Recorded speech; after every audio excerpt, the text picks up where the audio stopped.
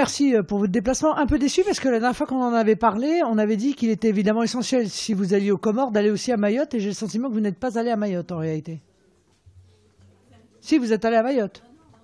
Non, vous n'êtes pas allé. Bon, je regrette parce que moi je pense qu'il aurait été utile évidemment de voir les deux côtés du problème et que du coup la vision est probablement un peu compliquée. Deuxièmement, Madame Saint-Paul, vous avez dit tout à l'heure que quelqu'un vous a dit que l'amélioration des services publics à Mayotte entraînerait une aggravation de la pression migratoire. C'est un représentant de l'État qui vous a dit ça? Alors vous devriez suggérer de le virer parce que ce propos est absolument inadmissible de la part d'un représentant de l'État. En réalité, vous nous faites la démonstration que nous connaissons pour ceux qui se sont intéressés à cette situation, hein, un gouvernement qui a une hostilité massive à l'égard de la France, une hostilité massive, qui est un gouvernement corrompu, qui est un gouvernement qui a des revendications territoriales sur notre territoire national, parce que c'est la base de tout quand même, hein, c'est ce problème-là, qui encourage l'immigration pour des raisons que vous avez bien expliquées d'ailleurs, hein, notamment pour pouvoir récupérer une partie, bien entendu, de ce qui est envoyé par la diaspora, qui encourage l'immigration, qui refuse de reprendre ses propres compatriotes contre tout le droit international applicable, sans qu'il n'y ait aucune exigence de la part de la France à leur égard. Bon. Cette immigration encouragée, elle est aussi, encore une fois, la conséquence de la pauvreté des Comores.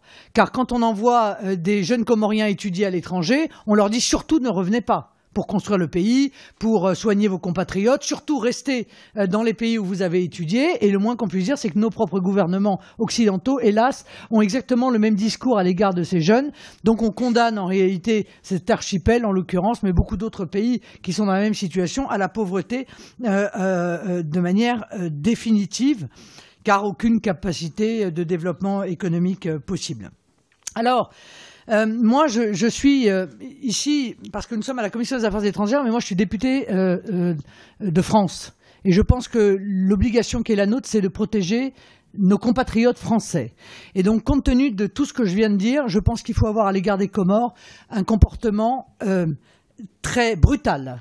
Voilà, très brutal pour pouvoir protéger Mayotte, parce qu'à Mayotte aussi, on manque de tout, parce qu'à Mayotte non plus, il n'y a pas d'usine de retraitement des déchets, et parce que compte tenu de la pression migratoire et du jeu que joue le gouvernement comorien, nous allons perdre Mayotte. Je vous le dis de la manière la plus solennelle qui soit. Si ça continue comme ça, nous perdrons Mayotte. Nous la perdrons par la démographie, nous la perdrons par la violence.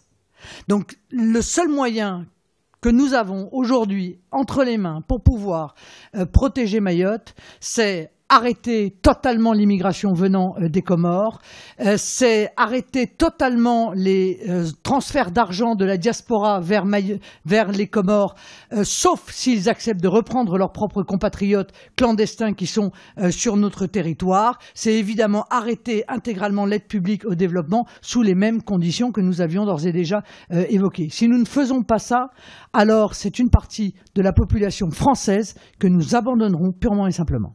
Merci.